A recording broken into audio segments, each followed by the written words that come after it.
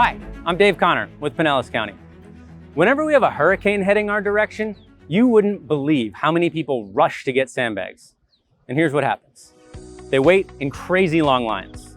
They're only allowed to get a limited number of sandbags, so for most houses, there aren't enough to protect it from a flood.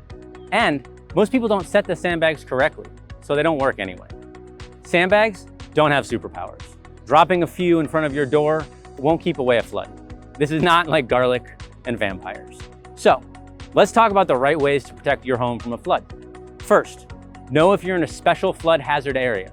If your FEMA flood zone starts with A or V, that's you. If you don't know, visit pinellas.gov/flood. Okay, so when are sandbags effective? They are most effective against slow-moving water, up to about 15 inches, but only if they're placed correctly with plastic behind them. But if your house has a crawl space under it, forget it. Sandbags won't help. Water is gonna come up through the floor. Now, if we're expecting storm surge with fast-moving water, sandbags are just not gonna work. You're better off spending your preparation time getting things up off your floor or out of your house. Okay, so if your home is in an area that could flood from rain or minor storm surge, there are times when sandbags could help protect your home, but only if you use them correctly. First, only fill the sandbag about half full. Second, tie it up at the top, not right above the sand. This will give the sand room to spread out when you lay the bag down. So let's say I'm trying to keep water out of this door. I have my sandbags and I'm ready to stack them. Before I stack them, I'm gonna put a plastic sheet underneath and behind them to cover the door. I use some waterproof tape so it won't slide down and to help keep water out. Without the plastic, much more water is going to get through. So now we're gonna set our first layer of sandbags, and you wanna make sure to step on them to get out any gaps. For your second layer, you're gonna stagger them like bricks. That'll make for a stronger barrier. All told, for an average door, you're gonna need about 10 sandbags. Now remember, sandbag sites only give you about enough sandbags for one door. For most homes, this won't help if there are other doors that aren't protected. That's why you have to plan ahead.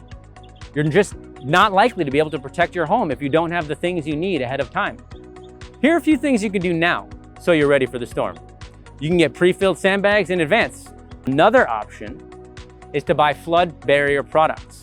Local home improvement stores and online retailers have a lot of options. These are often easier to store, and many are reusable, which sandbags are not. Just search online for flood barriers or sandbag alternative. Some of these may seem expensive, but think about it. If they protect your home and they're reusable, they could save you a fortune down the road. Whatever you do, just don't wait. When a storm is coming, these products are gonna sell out quickly. So remember, if you live in a flood-prone area, have your flood barrier materials ready long before a storm is heading our way. Don't expect to get enough sandbags at the last minute to protect your home. And finally, have a plan for where you will go if an evacuation is called. Ask a friend or family member ahead of time if you could stay with them if a storm comes, or find a hotel you'll call. Staying in your home during a flood could kill you. Get ready for a flood now. Don't wait. It will give you peace of mind and make things a lot easier when the time comes to protect your home.